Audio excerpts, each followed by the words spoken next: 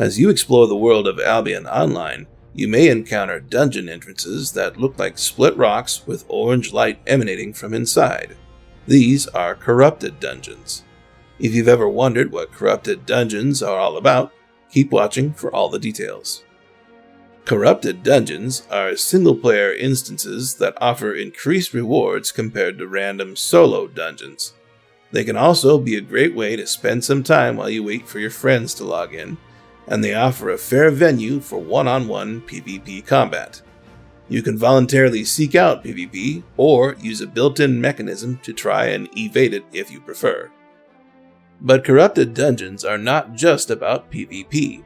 You will also fight monsters, destroy bosses, and open treasure chests.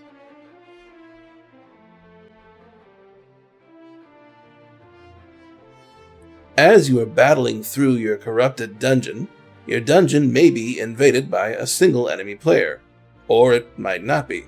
It all depends on behind-the-scenes matchmaking. If you are invaded, you'll get a notice on the screen. The invader will spawn somewhere away from you in the dungeon, and neither of you will be able to see the other on the minimap.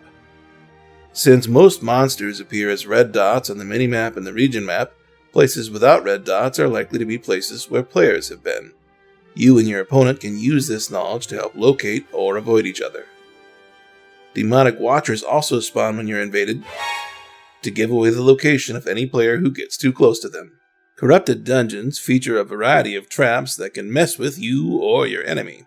For example, arcane mephits, magma mephits, volatile mephits, bloated gluttons, incendiary fissures, abysmal impalers, slag spewers, and infernal breaches. A few of these traps can even affect the NPCs. If you manage to defeat your enemy, you'll have the place to yourself with no more invasions while you're in that dungeon. By design, it's possible for you to banish your invader from your own corrupted dungeon without fighting. Once you are invaded, demonic shards will appear around the dungeon. They don't spawn until you are invaded, but once you are invaded, you can see them on the minimap.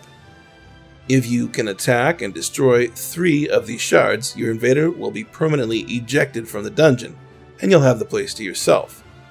This is a designed feature of the game, and there is no dishonor in ejecting your opponent this way. Keep in mind, you can't leave a corrupted dungeon quickly until the final boss has been defeated. Before that, pressing A for the Escape Dungeon spell takes 5 minutes by design. Once the final boss has been defeated, you can exit normally or use a special portal to take you to the next corrupted dungeon automatically. If you want to get out of a corrupted dungeon, the fastest way may be to summon and clear the final boss. Corrupted dungeons feature 3 levels of difficulty. In Hunter difficulty, which is only available in blue and yellow regions, Yellow Zone PvP rules apply. This means you cannot kill and loot your enemy, but your enemy cannot kill you either. If a player knocks you down, you're immediately ejected from your corrupted dungeon, and you'll have to find a new one, but you won't lose any items. If you down your enemy, you'll receive a portion of the loot that was previously allocated to their own corrupted dungeon, but you won't get any of your enemy's stuff. Stalker and Slayer difficulties are only available in red and black regions, and these are full loot PvP. To the victor go the spoils. Meanwhile, loot and chest rewards for Stalker are greater than in Hunter, and the rewards for Slayer difficulty are the greatest of them all. Once you enter a corrupted dungeon, you cannot change any of your equipment items except food and potions. The rest of your gear gets locked until you leave.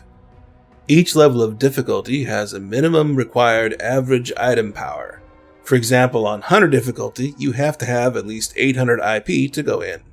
Each difficulty level also has an item power cap.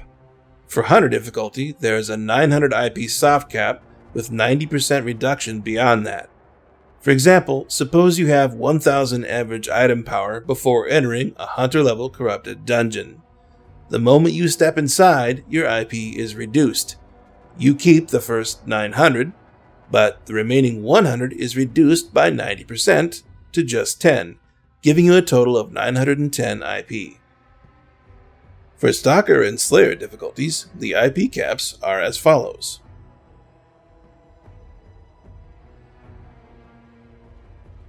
But wait, there's more. Corrupted dungeons use a scoring system called Infamy. Although the name may sound related, Infamy is not connected to the reputation system in any way at all. Clearing any mob in a corrupted dungeon earns you an amount of Infamy. Once you have earned enough Infamy in the current dungeon, the final boss will spawn and shout at you. This is my domain. When the final boss spawns, its location will appear on the minimap. You are very unlikely to be invaded once the final boss has spawned, but if an invader is already present, you'll still have to deal with them. When you defeat that final demon, you get the true rewards chest and the dungeon portal opens. Plus, killing the boss also earns you Infamy, but beware. Some corrupted dungeon bosses will give you a serious challenge. You can also earn Infamy from the PvP battle. When you defeat another player, you earn a percentage of your enemy's own Infamy, which can be huge. Just remember, regardless of which difficulty you're in, if your enemy wins, he or she gets a percentage of your Infamy. Each time you open a chest in a corrupted dungeon, the value of the loot inside is influenced by your Infamy score. The higher your Infamy, the better the chance of getting good loot. The chest itself will tell you how much of a bonus you earned from your current Infamy score. But there is still a very real randomization effect here, as with any treasure chest in the world. And look, if you're into that 1 versus 1 PvP and the chance of taking someone's loot and or Infamy, you may not have to wait for someone to invade your dungeon. Instead, just sign the contract with the demons when you first spawn in, and the game will look for another player's corrupted dungeon. If it finds a good match, you will automatically be teleported there. You can become the invader. Signing the pact also increases your chances of being invaded, but remember that only one enemy player can invade you in each corrupted dungeon. Thanks for watching. Let us know in the comments below what kind of videos you'd like to see next.